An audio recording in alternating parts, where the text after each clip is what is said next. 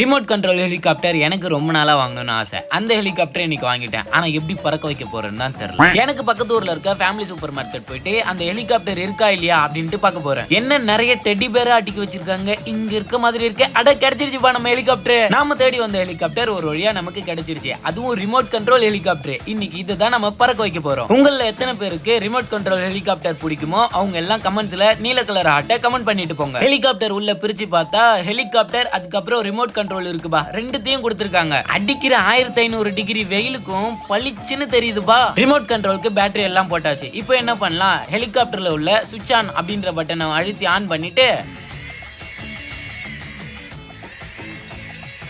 பறக்குதுபா.